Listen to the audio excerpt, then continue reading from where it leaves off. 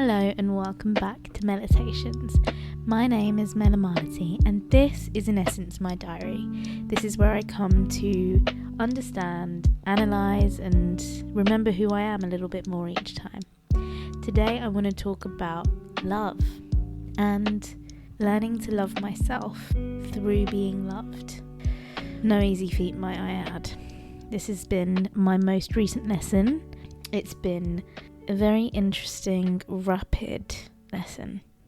Of late, I've been fortunate enough to find myself in a great group of people. It really feels like I'm understood and I'm valued for all of the things that at times in my life I have devalued myself. My quirkiness, my weirdness, the way I view the world. These things that I kind of minimized as much as I could because it didn't feel normal and it didn't feel comfortable in typical societal settings. I'm now finding my tribe, and within finding my tribe I'm finding other people with this childlike splendor and outside the box thinking, which is really interesting to me and really enjoyable to be around because it gives me permission to be authentically myself and honor my truth, which you should do regardless of where you are, and that's something that I'm learning. But within this I've found unconditional love, right? In friendships, in sort of romance. But I'm finding unconditional love from these people towards me, and the lesson there is that I haven't been allowing myself to be unconditionally loved for probably my whole existence. And I say this as someone who has been in relationships, but learning that it's okay to be loved for your authentic truth, regardless of how wild and wacky and annoying and whatever you can be. So cool. It's been equally uncomfortable though. I've had to force myself to lean in to those feelings because there is something in me that really wants to fight it, and my ego is like, this feels vile, this feels disgusting. In fact, sometimes I physically feel like I need to gag over the amount of love that I feel, and my heart hurts because it doesn't know what to do with it. It's not a muscle that has been exercised well enough. I don't get it right at times, and it's really frustrating to me, and I feel so uncomfortable by it. But every time I feel like I want to run away or I want to hide or I want to exclude myself, I can see my friends clocking it and asking me, rather than running away, to actually lean in deeper, which again is another terrifying concept, to actually just force yourself to let go of the comfortable feelings and gut reactions to something seemingly so innocent and so pure, such as love.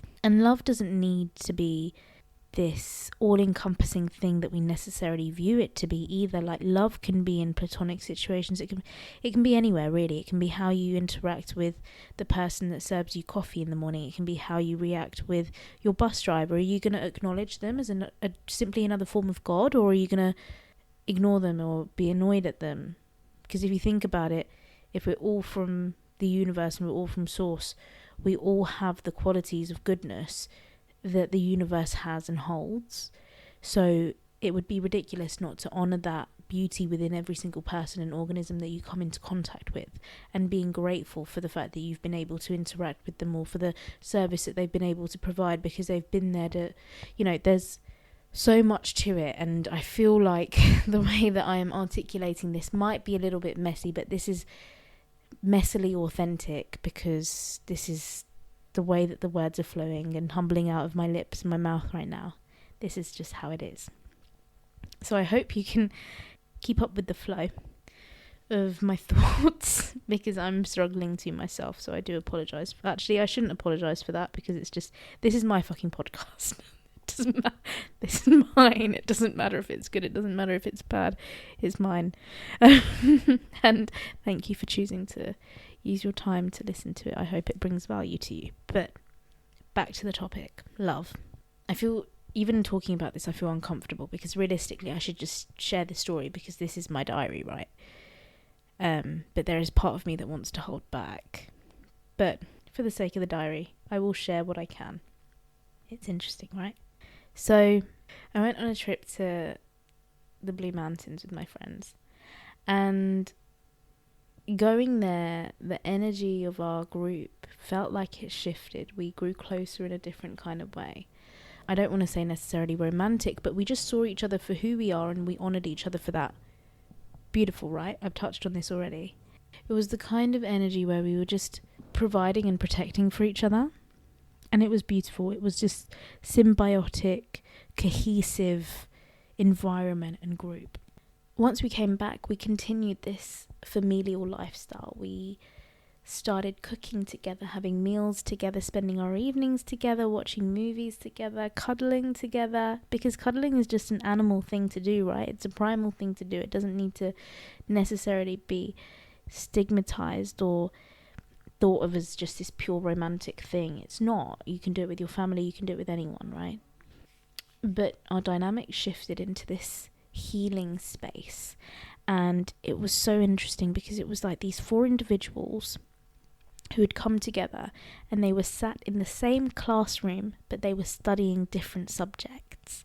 For me, this healing space became one where I learnt to cook again. I learnt to be in the kitchen again. It was healing a part of my eating disorder. It was wonderful, it was wonderful to be able to dive back into my culture, cook curries. I found Sri Lankan curry powder. I was excited about grocery shopping. I wasn't looking at the calories anymore, and I was bringing joy and bringing people together through my food. It was so healing for me, and I'm so grateful for that. Equally, it gave me a landing spot to embrace touch again, because I feel like I had weaponized it in my head, and I still feel uncomfortable with touch to an extent. I'm not a touchy person whatsoever. I'm very selective about who I allow to touch me and vice versa. And one person in that group I've always been more drawn towards when it comes to touch, and they make me feel safe for some reason from the day that I met them. And we've just been purely platonic.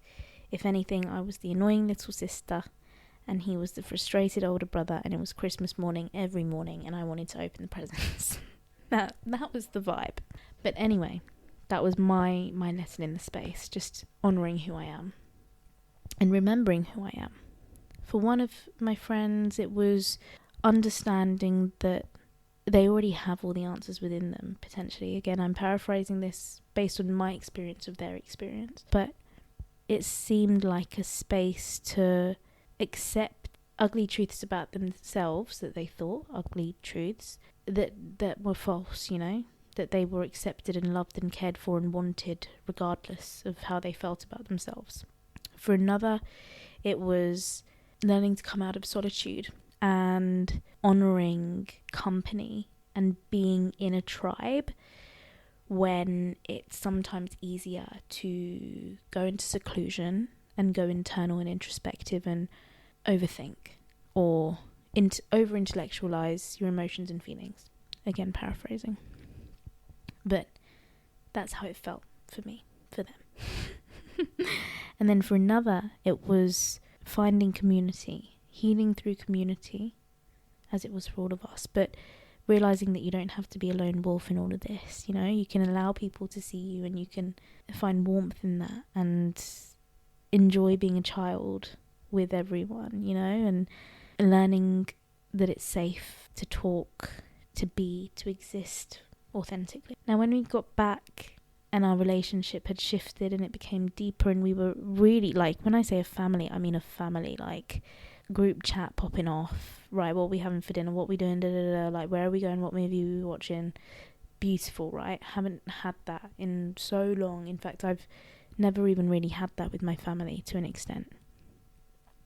And we enjoyed this beautiful mushroom ceremony together.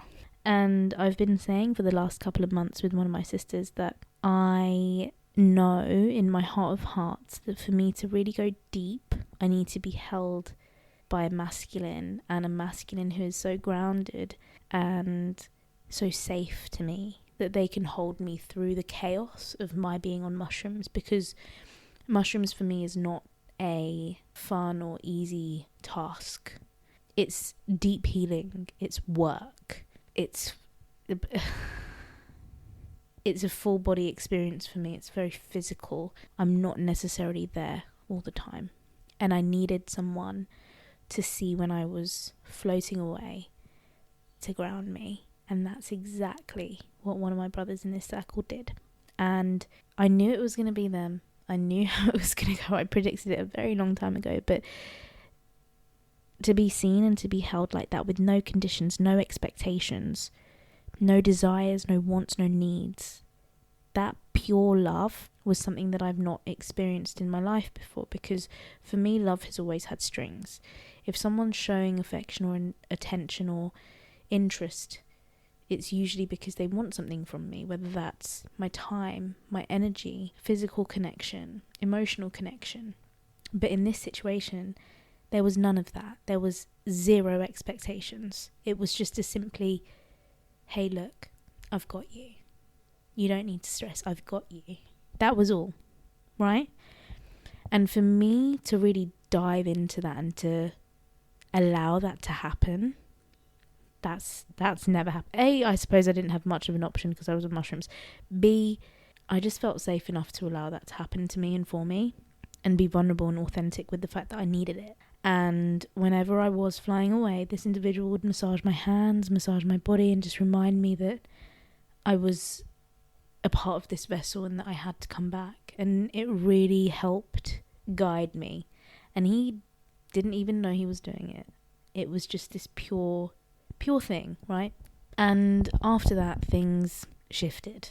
And there were moments where I felt deeply uncomfortable with the fact that I was feeling emotions to do with romance and love that I don't usually allow myself to feel nor like to feel. I usually run away from these things. I will happily claim the fact that I had a massive fuck girl era. It's a part of my past. That's cool. I learnt a lot. But I was always the fucking chucker. I held everyone at a distance. The physical intimacy would just scratch at the surface of what I need emotionally, just enough that I could then get by for however long after that. It was a way for me to embrace touch and physicality without needing to ask for it and feeling a bit wet for needing a hug. Do you know what I mean? It was... I didn't understand nor want to ask anyone for a hug, whether that was my friends or my family. So instead I would just fuck a stranger just to get it out of the way. So then my physical touch quota for the month, for however long, was met. And in this situation, we live in the same house. I can't fucking chuck that, right? I can't run away from that. It's there. It's there. There's no avoiding it. And learning that it's okay to feel these feelings without having an expectation from the other person to feel them back, or vice versa, has been very interesting to me. Because in this situation, it's not about tit for tat, right? That's not what love should be. It shouldn't be, he messaged me at this time, so I'm going to wait 5 hours to respond. Or it's not a game, right? Pure, true connection is feeling comfortable to be authentically yourself, regardless of the reception, because the reception of your emotions is none of your business. Their response to what you say, if it's with good intention, it's with love, it's with honesty, integrity, there is no intention of harm. Their reception is none of your business. If you have an intention of riling someone up or creating some kind of a reaction, whatever, then if there's something negative that happens, that's on you. You have caused that. You've caused hurt. You've caused upset. But if you're going into something and saying, look, brother, like, this is where I'm at. This is the love that I feel. I'm not expecting it back from you, but this is how I feel, and this is just, I want to honour it for both myself and for you, and just say, this is it. This is here. I'm not saying take it, and I'm not saying leave it. I'm just saying it's here. That's all. The rest of it, that's up to them. Nothing to do with you. There is no point predicting. There's no point having expectations. There is no point.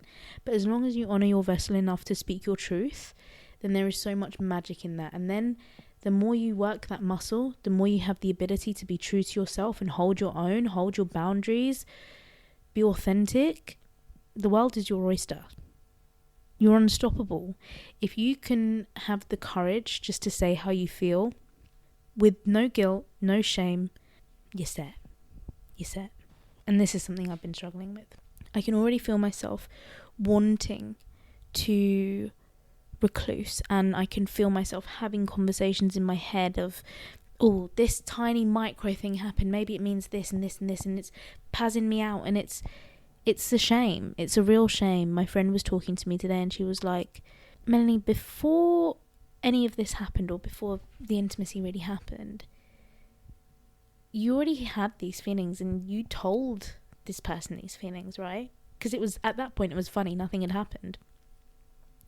And I used to just walk into the kitchen and like just go off on one, or chat about my day and be completely just my bubbly, authentic, vulnerable, Essex, annoying self. And then since the balance has shifted, in my perception, balance has shifted, it hasn't. I've put that view on it. Since the thing happened, since something changed physically, I've started to be like, oof, I'm going to hold myself back a bit. I feel like I'm more of an inconvenience now that I've laid everything out on the table, you know? And that's not the right attitude to hold, because the reason that all of this happened in the first place, the reason that all of us connected and became a great tribe and vibed so hard, is because I just got in people's faces and was like, what are you doing? Do you want to go for dinner? Cool, let's do that, you know? And if I'm going to subdue that version of myself, then that's a lie, right? Me not being authentic is actually taking away the thing that people love about me the most. So this week's uncomfortable truth is leaning in to those points at which I can see and feel the discomfort, and feel when I want to move away, or feel when I want to like leave a situation, and just stand through the calm, stand through the storm, and just let it pass through. Like I said in last week's episode of the feeling of a depressive episode coming, and knowing that I can't keep the door shut, because the longer I keep the door shut, the longer this feeling remains, the longer this feeling stays. Same with anxiety. If I'm not addressing why it's happening, it's not going to leave. Of course it's not. Do you know what I mean? It's like having the postman knock at the door with a bunch of post, and you're just not opening it because you're in your bathrobe, or you've just come out of the shower or whatever. And it's like, well, he's not going to go away until he's done his due diligence and he's given you the fucking letter or the parcel, right? Or he's going to come back the next day, or he's going to come back the next day, or he's going to come back the next day, or it's going to get sent back, and then you've got to fucking email back and forth until you get your parcel back. And do you know what I mean? It's just belonging, rather than just being like, oh, someone's met me in my towel, let me just take that off you. Brilliant. Right? It's the same when it comes to these episodes. Open the door, let it flow through you, take those letters and just deal. Open them, deal with them, done, gone. Before you know it, they're in the fucking trailer. So when it comes to these feelings of I'm lying there and I'm like, he's not hugging me, I can't feel a single limb on my body, does he even like me? We're not going to get up and just go like we used to. We're going to just stay through the calm, because you're being ridiculous. You're being ridiculous. Just stay through the calm. You are not an inconvenience. You are a joy and a gift to the world. So honour that. Honour yourself, because that's why people love you. That is all. That is all. And on that note, I am going to go and get ready for my first PT session in Australia. I am so excited. So excited to get back on this self-investment and self-love journey, and just move a little bit and understand what my body needs and shift accordingly, right? great times ahead. Great times ahead. Anyway, my loves, thank you so much for listening to today's diary entry. I hope there's been some kind of molecule of 5 or 6 words maybe even that you can take away and really apply to yourselves, because it's great, right, when we're all in the same fucking boat. We all experience the same fucking emotions day in, day out, you know? There's always something that you can find within someone else that relates to you, and vice versa. If you enjoyed this entry, please click the little bell thing so you're notified every time I post a new episode. Feel free to follow me on Instagram at Melamality or Meditations, and I hope you have the most loveliest day wherever you are. I hope you enjoy whatever weather you have a new conversation, say hi to someone that you didn't expect to say hi to, ask the bus driver how they are. Well, actually don't do that, they're usually driving. Ask the person making your coffee how they are, you know, have some new connections and conversations. It's so much fucking fun. But otherwise, my loves, thank you so much for listening, and bye.